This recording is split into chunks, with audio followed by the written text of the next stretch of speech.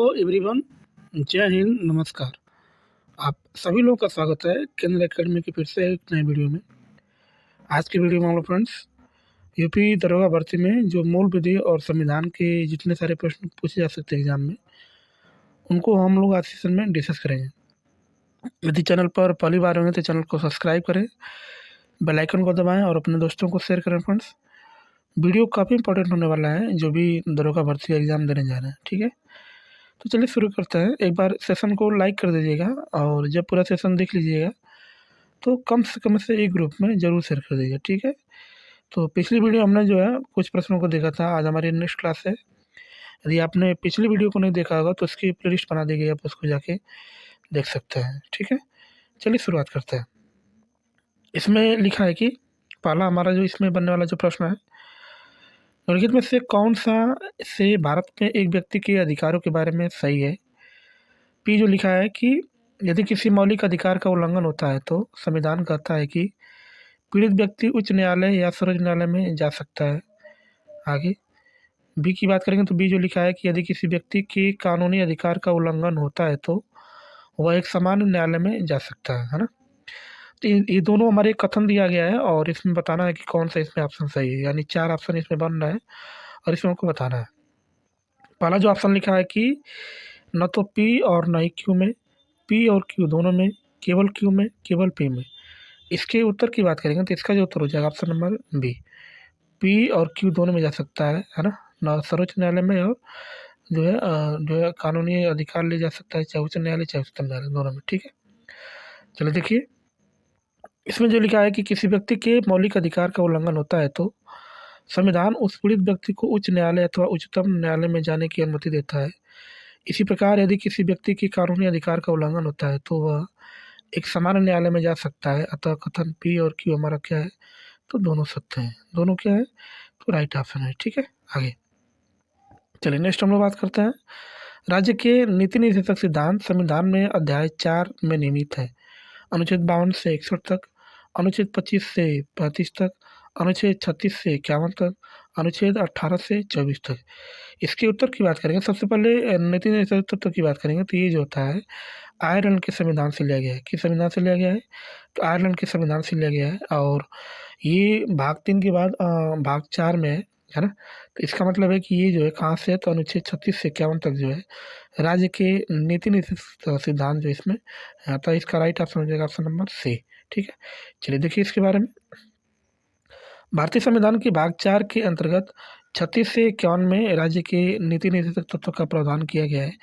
भारतीय संविधान की नीति निर्देशक तत्व आयरलैंड के संविधान से प्रेरित है। नीति निर्देशक तत्व वाद युग नहीं है, ये न्यायालय द्वारा प्रवर्तनीय नहीं किया करा जा सकता है ना। तो ये जो है आप चाहेंगे तो इसको न्यायालय में चले जाएँ तो इसको कोई मतलब नहीं, न्यायालय में इसको आप नहीं ले जा सकते हैं, है ना। इसीलिए इसको नीति निर्देशक सिद्धांत बोलता है, जो आयरलैंड के संविधान से लिया गया है। और ये अनुच्छेद जो है 36 से 51 तक है और भाग 4 में है। ठीक है, आगे निम्नलिखित में से कौन सी ऐसी विशेषता है जो राज्य के नीति निर्देशक तत्व और मौलिक तत्व दोनों में समान है। ऑप्शन ए की बात करेगा तो दोनों ही न्याय संगत है, बी की बात करेगा दोनों ही गैर से न्याय संगत है, सी की बात करेगा दोनों का उल्लेख भारतीय संविधान के भाग 3 में किया गया है ना। आगे डी जो लिखा है दोनों मूल भारतीय संविधान का हिस्सा नहीं थे। इसके उत्तर की बात करेंगे तो इसका जो राइट ऑप्शन हो जाएगा ऑप्शन नंबर बी, यानी दोनों ही क्या है, तो गैर परंपरागत है। यानी दोनों क्या है, तो दोनों जो है गैर न्याय संगत है। ठीक है, आगे देख सकते हैं हम लोग भारतीय संविधान के राज्य के नीति निर्देशक तत्व एवं मौलिक कर्तव्य दोनों ही गैर न्याय संगत हैं, क्योंकि दोनों को उच्चतम एवं उच्च न्यायालय द्वारा प्रवर्तनीय नहीं करा जा सकता है। भारतीय संविधान के भाग 4 में नीति निर्देशक तत्व अनुच्छेद 36 से 51 और भाग क में मूल कर्तव्य अनुच्छेद 51 क का जो है उल्लेख किया गया है ना। तो इसमें जो है इतना तक है। ठीक है, आगे चलिए 74 की बात करेंगे। 74 इसमें लिखा है कि भारतीय संविधान के निम्न में से किस भाग को डॉक्टर BR अम्बेडकर द्वारा भारतीय संविधान की अनूठी विशेषताओं के रूप में वर्णित किया गया था। ऑप्शन ए की बात करेगा तो भाग 4, ऑप्शन बी की बात करेगा भाग 9, ऑप्शन सी की बात करेगा भाग 4 और ऑप्शन डी की बात करेगा तो भाग 3, है ना। इसके उत्तर की बात करेगा तो ऑप्शन नंबर 4 जो है सी जो इसका क्या हो जाएगा, राइट ऑप्शन। यानी भाग 4 को जो उन्होंने क्या कहा था, तो भारतीय संविधान की अनूठी विशेषताओं के रूप में जो है इसको वर्णित किया गया था ना। आप इसमें चाहेंगे तो इसमें भी देख भी सकते हैं। लिखा है कि भारतीय संविधान के भाग 4 अर्थात राज्य के नीति निर्देशक तत्व को डॉक्टर बी आर अम्बेडकर ने भारतीय संविधान की अनूठी विशेषताओं के रूप में इसको क्या किया है, तो इसका वर्णन किया है। ठीक है, आगे चलिए नेक्स्ट हम लोग बात करते हैं इसमें 75 कल्याणकारी राज्य की संकल्पना का समावेश भारत के संविधान में है। ऑप्शन ए की बात करेगा तो राज्य के नीति निर्देशक तत्वों में, बी की बात करेगा तो चौथी अनुसूची में, सी की बात करेगा मौलिक अधिकारों में, डी की बात करेगा प्रस्तावना में। इसके उत्तर की बात करेंगे तो इसका जो उत्तर हो जाएगा ऑप्शन नंबर ए, राज्य के नीति निर्देशक तत्वों में जो है कल्याणकारी राज्य की संकल्पना का क्या है, तो समावेश है। ठीक है, आगे चलिए देख सकते हैं हम लोग इसके बारे में। इसमें जो लिखा है कि कल्याणकारी राज्य की संकल्पना का जो समावेश होता है भारतीय संविधान के राज्य के नीति निर्देशक तत्वों में किया गया है। इसका उद्देश्य जो होता है सामाजिक और आर्थिक प्रजातंत्र को स्थापित करना है। ये संविधान में भाग 4 के तहत अनुच्छेद 36 से 51 के अंतर्गत जो इसको शामिल किया गया है ना, तो इसको 36 से 51 तक जो शामिल किया गया है और किस भाग में है, तो भाग 4 में। ठीक है, आगे नेक्स्ट हम लोग बात करते हैं निम्नलिखित में से किसने निर्देशक तत्वों और मौलिक अधिकारों को संविधान की आत्मा के रूप में वर्णित किया गया है। ऑप्शन ए की बात करेगा तो हेनरी फेयोल, बी की बात करेगा ग्रानविल ऑस्टिन, सी की बात करेगा आइवर जेनिंग्स और डी की बात करेगा डॉक्टर बी आर अम्बेडकर। इसके उत्तर की बात करेंगे तो इसका जो उत्तर हो जाएगा ऑप्शन नंबर बी, ग्रानविल ऑस्टिन इसका क्या हो जाएगा, राइट ऑप्शन हो जाएगा। जिन्होंने जो है राज्य के जो नीति निर्देशक तत्व है उसको जो है संविधान की आत्मा का है ना, तो ग्रानविल ऑस्टिन लिखा है। ठीक है, आगे आप इसमें देख भी सकते हैं। इसमें जो लिखा है कि ग्रानविल ऑस्टिन ने नीति निर्देशक तत्वों और मौलिक अधिकारों को जो है संविधान की आत्मा कहा है ना, किसको कहा है, तो नीति निर्देशक तत्व और मौलिक अधिकारों को ग्रानविल ऑस्टिन ने जो है संविधान की आत्मा कहा है। ठीक है, नेक्स्ट चलिए 77 की बात करेंगे। 77 इसमें जो लिखा है भारत की राजनीति के निर्देशक सिद्धांतों के संदर्भ में निम्नलिखित में से कौन सा वक्तव्य सही है। ऑप्शन ए की बात करेगा तो सामाजिक व आर्थिक उन्नति के लिए यही राज्य को संबोधित किए गए कुछ निर्देश हैं। बी की बात करेगा तो ये न्यायालय में प्रवर्तनीय है। और इन दोनों को देखकर बताना है कि कौन सा ऑप्शन सही है, यानी दो कथन दिया है और इसको देख के क्या करना हमको बताना है। पहला ऑप्शन जो लिखा है ए और बी दोनों, बी जो लिखा है ए और बी दोनों ही नहीं, सी की बात करेगा केवल ए, डी की बात करेगा केवल बी। इसके उत्तर की बात करेंगे तो इसका जो उत्तर हो जाएगा ऑप्शन नंबर सी, केवल ए इसका क्या हो जाएगा, तो राइट ऑप्शन हो जाएगा। ठीक है, चलिए आप चाहेंगे तो इसके बारे में देख भी सकते हैं। नीति निर्देशक तत्वों में वे उद्देश्य एवं लक्ष्य निहित हैं जिनका पालन करना राज्य का कर्तव्य है। संविधान की उद्देशिका में परिकल्पित लोक हितकारी राज्य एवं समाजवादी समाज की स्थापना का आदर्श तभी प्राप्त किया जा सकता है जबकि सरकार नीति निर्देशक तत्वों सिद्धांतों को लागू करने का प्रयत्न करे। आज हम एक कल्याणकारी राज्य के जो है नागरिक हैं जिनका उल्लंघन जिसका जो कर्तव्य होता है जनसाधारण के सुख एवं समृद्धि को अभिवृद्धि करना। इसी उद्देश्य से नीति निर्देशक सिद्धांतों में कुछ आर्थिक एवं सामाजिक लक्ष्यों को निहित किया गया है जिसका पालन राज्यों को करना अभिष्ट है। राज्य नीति निर्देशक के तत्व जो है न्यायालय में क्या है, तो प्रवर्तनीय नहीं है। ठीक है, आगे चलिए अब हम लोग बात करते हैं 78 की। 78 जो लिखा है समान कार्य के लिए समान वेतन भारत के संविधान में सुनिश्चित किया गया है। मौलिक अधिकार है, राज्य के नीति निर्देशक सिद्धांतों का अंग है, मौलिक कर्तव्य है, आर्थिक अधिकार है ना। इसके उत्तर की बात करेगा तो इसका जो उत्तर हो जाएगा ऑप्शन नंबर बी, राज्य के नीति निर्देशक सिद्धांतों का क्या होता है, अंग होता है समान कार्य के लिए समान वेतन, इसका जो है राइट ऑप्शन हो जाएगा। ठीक है, आगे देखिए इसमें जो लिखा है कि समान कार्य के लिए समान वेतन भारत के संविधान में सुनिश्चित किया गया है, राज्य के नीति निर्देशक सिद्धांतों का एक अंग है। अनुच्छेद 39 ग यह प्रावधान करता है कि पुरुष और स्त्री दोनों का समान कार्य के लिए समान वेतन होना चाहिए। ज्ञातव्य है कि संविधान के अनुच्छेद 39 ग के अनुसरण में संसद ने वर्ष 1976 में समान पारिश्रमिक अधिनियम जो है इसको पारित किया गया था। ठीक है, आगे चलिए अब हम बात करते हैं 79 की बात करते हैं। निम्नलिखित में से कौन सा एक वक्तव्य जो है भारतीय संविधान में स्थिति राज्य के नीति निर्देशक तत्वों निर्दिष्ट रूप से उल्लिखित है। राज्य अपनी नीति का विशिष्टतया इस प्रकार संचालन करेगा कि सुनिश्चित रूप से कथन ए जो लिखा है पुरुष और स्त्री दोनों का समान कार्य के लिए समान वेतन हो, पुरुष और स्त्री कामगारों के स्वास्थ्य और शक्ति का तथा बालकों की सुकुमार अवस्था का दुरुपयोग न हो, और आर्थिक आवश्यकता से विवश होकर नागरिकों को ऐसे रोजगार में न जाना पड़े जो उनकी आय या शक्ति के अनुकूल नहीं हो, है ना।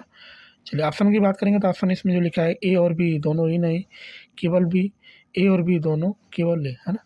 इसके उत्तर की बात करेंगे तो इसका जो उत्तर हो जाएगा ऑप्शन नंबर सी, ए और बी दोनों इसका क्या हो जाएगा, तो राइट ऑप्शन हो जाएगा। ठीक है, आगे चलिए आप देख भी सकते हैं, राज्य के नीति निर्देशक तत्वों का उद्देश्य लोक कल्याणकारी राज्य की स्थापना करना है, जो संविधान के भाग 4 में अनुच्छेद 36 से 51 तक वर्णित है। अनुच्छेद 39 के अनुसार राज्य द्वारा अपनी नीति का विशिष्टता इस प्रकार संचालन करेगा कि सुनिश्चित रूप से पुरुषों और स्त्रियों दोनों का समान कार्य के लिए समान वेतन हो। खंड घ तथा पुरुष और स्त्री कामगारों के स्वास्थ्य और शक्ति का जो है बालकों की सुकुमार अव्यवस्था दुरुपयोग न हो, आर्थिक आवश्यकता से विवश होकर नागरिकों को ऐसे रोजगार में न जाना पड़े जिससे उनकी आयु और शक्ति के अनुकूल न हो। ये जो है खंड अंगम है। ठीक है, आगे चलिए हम लोग 80 की बात करेंगे। 80 इसमें जो लिखा है, निम्नलिखित में से कौन सा वक्तव्य भारतीय संविधान में स्थित राज्य के नीति निर्देशक तत्वों में विनिर्दिष्ट रूप से उल्लेखित है। राज्य अपनी नीति को विशिष्टता निर्मोनिक बनाएगा जिससे, ऑप्शन जो है इसमें वक्तव्य दे दिया है और इसमें देख करके बताना है। ऑप्शन जो ये हमारा लिखा है, समुदाय के भौतिक संसाधनों का स्वामित्व और नियंत्रण इस प्रकार बटा हो जिससे सर्वोत्तम रूप से सामूहिक हित सध सके। बी की बात करेंगे तो आर्थिक व्यवस्था इस प्रकार चले जिससे धन और उत्पादन साधनों का सर्वसाधारण के लिए अधिकारी संकेंद्रण न हो, और इसमें बताना है, क्या बताना है, तो ए जो लिखा है केवल बी, बी जो लिखा है ए और बी दोनों, सी जो लिखा है केवल ए और बी दोनों ही नहीं, है ना। इसके उत्तर की बात करेंगे तो इसका जो उत्तर हो जाएगा ऑप्शन नंबर बी, ए और बी दोनों इसका क्या हो जाएगा, तो राइट ऑप्शन हो जाएगा। ठीक है, आगे चलिए देखिए इसके बारे में, इसमें जो लिखा है कि भारत के संविधान के अनुच्छेद 39 में विनिर्दिष्ट रूप से उल्लेखित है कि समुदाय के भौतिक संसाधनों का स्वामित्व और नियंत्रण इस प्रकार बटा हो जिससे सर्वोत्तम रूप से सामूहिक हित सध सके। खंड ख में, तथा आर्थिक व्यवस्था इस प्रकार चलेगी जिससे धन और उत्पादन साधनों का सर्वसाधारण के लिए अहितकारी संकेंद्रण न हो, एक खंड ग में इस प्रकार कथन ए और बी हमारा क्या है, तो राइट ऑप्शन हो जाएगा। ठीक है, नेक्स्ट चलिए नेक्स्ट हम बात करते हैं, इसमें जो लिखा है 81वां प्रश्न लिखा है, भारत के संविधान के कौन सा घटक मानव अधिकारों के सिद्धांत को शामिल करते हैं जैसा मानव अधिकार की सार्वभौमिक घोषणा के परिकल्पित है। ऑप्शन ए जो लिखा है मौलिक अधिकार, सी जो लिखा है राज्य के नीति निर्देशक सिद्धांत, और सी जो लिखा है मौलिक कर्तव्य, है ना। इसमें बताना है कि कौन सा इसका ऑप्शन सही है। ऑप्शन ए की बात करेगा तो बी और सी दोनों सही है, ए और बी, ए बी सी, और डी की बात करेगा तो ए और सी, है ना। इसके उत्तर की बात करेंगे तो तीनों ऑप्शन हमारा क्या है, राइट ऑप्शन हो जाएगा, ए और बी इसका क्या हो जाएगा, तो राइट ऑप्शन हो जाएगा। ठीक है, नेक्स्ट नेक्स्ट हम लोग बात करते हैं, भारतीय संविधान की उद्देशिका मौलिक अधिकार राज्य के नीति निर्देशक तत्व तथा मौलिक कर्तव्य मानव अधिकार के सिद्धांतों में शामिल है। संयुक्त राष्ट्र संघ द्वारा घोषित अनुच्छेद 29 में विशेष रूप से भारतीय संविधान के मौलिक कर्तव्य जो है प्रतिबिंबित होते हैं, है ना। तो ये जो इसमें क्या होता है, तो प्रतिबिंबित होते हैं। ठीक है, नेक्स्ट चलिए 82 की बात करेंगे, भारत में निम्नलिखित में से किसके अंतर्गत पंचायती राज प्रणाली की व्यवस्था की गई है। ए की बात करेगा तो मौलिक अधिकार, बी की बात करेगा मौलिक कर्तव्य, सी की बात करेगा राज्य के नीति निर्देशक सिद्धांत, डी की बात करेगा चुनाव आयोग अधिनियम, है ना। इसके उत्तर की बात करेंगे तो इसका जो उत्तर हो जाएगा ऑप्शन नंबर सी, राज्य के नीति निर्देशक सिद्धांत इसका क्या हो जाएगा, तो राइट ऑप्शन हो जाएगा। ठीक है, चलिए आप इसमें देख सकते हैं इसके बारे में जो डिस्कस ध्यान से जो लिखा है, भारत में राज्य के नीति निर्देशक सिद्धांत के अंतर्गत पंचायती राज प्रणाली की व्यवस्था की गई है। संविधान का अनुच्छेद 40 राज्यों के लिए ग्राम पंचायतों के संगठन का प्रावधान करता है और उनको ऐसी शक्तियां और अधिकार प्रदान करेगा जो उन्हें स्वायत्त शासन की इकाइयों के रूप में कार्य करने योग्य बनाने के लिए जो है आवश्यक हो। ठीक है, आगे चलिए 83 की बात करेंगे। 83 इसमें जो लिखा है, नीति निर्देशक सिद्धांतों को उस क्रम में व्यवस्थित करें जिस क्रम में वे संविधान में सूचीबद्ध है। पी जो लिखा है, राज्य द्वारा लोगों के कल्याण को बढ़ावा देने के सामाजिक क्रम को सुरक्षित रखना। क्यू जो लिखा है, समान न्याय और निःशुल्क विधिक सहायता, और आर जो लिखा है, ग्राम पंचायतों को संगठित करना, है ना। तो इसमें बताना है कौन सा ऑप्शन इसमें सही है, P Q R, P R Q, P R P Q और क्यू पी आर, है ना। तो इसका क्रम बताना, तो इसका क्रम जो हो जाएगा हमारा क्या हो जाएगा, तो पी क्यू आर इसका क्या हो जाएगा, राइट ऑप्शन। ठीक है, चलिए देख सकते हैं इसमें जो लिखा है कि सही क्रम इस प्रकार होगा, राज्यों द्वारा लोगों के कल्याण को बढ़ावा देने के क्रम में सामाजिक क्रम को सुरक्षित रखना अनुच्छेद 38 में है। समान न्याय और निःशुल्क विधिक सहायता अनुच्छेद 39 क में है। और ग्राम पंचायतों का संगठन करना किसमें, अनुच्छेद 40 में है। ठीक है, नेक्स्ट चलिए 84 की बात करते हैं। इसमें जो लिखा है कि निर्देशक तत्व क्या है, बाध्य योग है, अबाध्य योग है, कठोर है, लचीले हैं। ऑप्शन नंबर बी इसका क्या हो जाएगा, राइट ऑप्शन। अबाध्य योग है, इसका क्या हो जाएगा, तो राइट ऑप्शन हो जाएगा। ठीक है, आप इसमें देख सकते हैं इसके बारे में। इसमें जो लिखा है कि भारतीय संविधान में सामाजिक आर्थिक एजेंडों को साकार करने के लिए वाद्य योग और अवाद्य योग दोनों तरह की व्यवस्थाएं समाहित हैं, जिसमें मौलिक अधिकार वाद्य योग है और नीति निर्देशक तत्व जो है अवाद्य योग है। किंतु फिर भी इसमें अधिक तत्व देश के शासन में मूलभूत है और विधि बनाने में इन तत्वों को लागू करना राज्य का क्या होता है, तो कर्तव्य होगा, है ना। तो इसका क्या हो जाएगा, राइट ऑप्शन, यानी बी इसका क्या हो जाएगा, तो राइट ऑप्शन हो जाएगा। ठीक है, आगे नेक्स्ट हम बात करते हैं 85। राज्य नीति के निर्देशक सिद्धांतों में से कौन सा अनुच्छेद प्रबंधन में श्रमिक भागीदारी को सुरक्षित करने की बात करता है। ऑप्शन ए की बात करेगा तो अनुच्छेद 39 से, बी की बात करेगा अनुच्छेद 38 बी, सी की बात करेगा अनुच्छेद 43 से, डी की बात करेगा अनुच्छेद 36। इसके उत्तर की बात करेंगे तो इसका जो उत्तर हो जाएगा ऑप्शन नंबर सी जो इसका क्या हो जाएगा, राइट ऑप्शन हो जाएगा, यानी अनुच्छेद 43 ए इसका क्या हो जाएगा, तो राइट ऑप्शन हो जाएगा। ठीक है, आप इसमें चाहेंगे तो इसके बारे में देख सकते हैं, इसके बारे में डिस्कस क्या लिखा है। इसमें जो लिखा है कि भारतीय संविधान के अनुच्छेद 43 ए के अनुसार राज्य किसी उद्योग में लगे हुए उपक्रमों, स्थापनों या अन्य संगठनों के प्रबंध में कर्मगारों का भाग लेना सुनिश्चित करने के लिए उपयुक्त विधान द्वारा या किसी अन्य रीति को कदम उठाएगा।